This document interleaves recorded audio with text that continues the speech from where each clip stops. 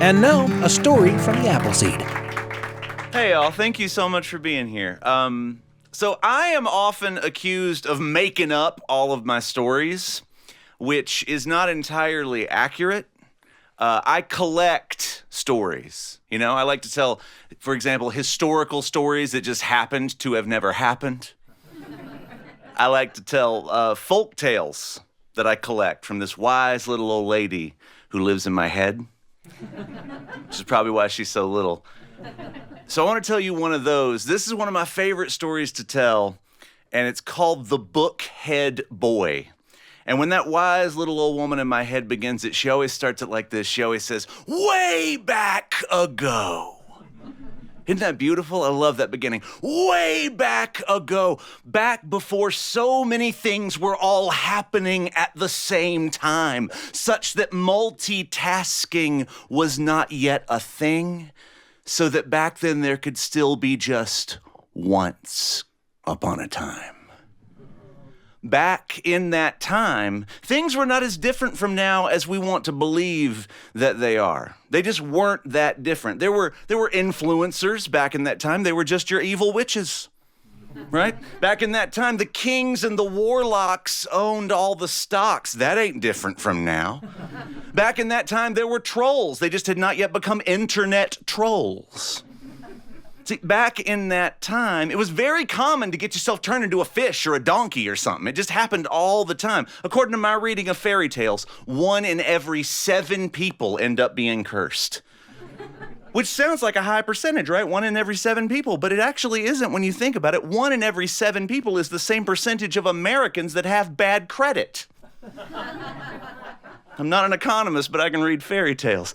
My point is that back in that time, if a warlock cursed a rock and threw it at a prince, the prince could dodge out of the way. And everybody would be like, yay, ever after. But y'all, it was only yay, ever after for the prince, right? Because there was still a loaded, camouflaged rock just sitting in that path full of dirty magic like a landmine, waiting for some poor peasant child to come walking up that path, thinking fantastical thoughts, kicking rocks. Next thing that child knows, pow! His head is a book. This is the story of the Bookhead Boy. Now, strangest thing was, everyone in that child's village still knew exactly who he was. As he walked by with that book for a head, everybody still knew exactly who he was. The blacksmith was the first one to yell out, "Wow, everybody, Timothy's head's a hardback today." The haberdasher looked out, saw that book for a head and thought, "I thought I'd made a hat in every size." The monk walked past and said, "Well, nothing." But he stared. The Bookhead Boy made it all the way home, where, of course, his brother and sister attempted to make him sleep on the bookshelf that night. His mother, against his wishes, spit-shined his leather cover, de-dog-eared all of his pages, pulled the bookmark out of his cowlick, which was frankly not helpful, Mom. But his father never once looked up from a different book. See, that's the thing about the Bookhead Boy's life.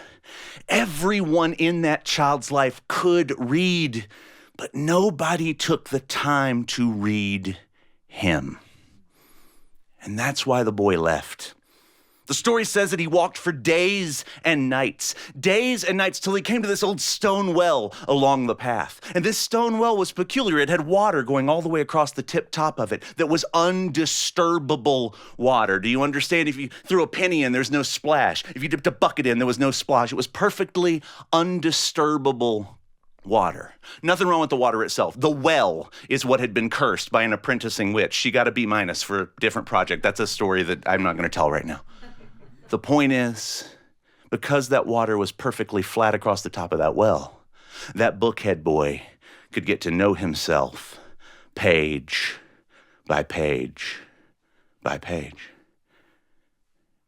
And yeah, the text was reversed in the reflection. And don't tell me you've never felt like that about yourself at some point. The point is that child was able to reverse and learn every word. And when the last page was turned, the last 3 words that were read were "to be continued." And when those 3 words were read, that book fell off the child's head and splashed into that well being cured from its curse by its own usefulness. And as that book slowly sank down into that well, that child could see his old, new reflection in the rippling. And what that child saw was the reflection of someone who was excited to go find his next story.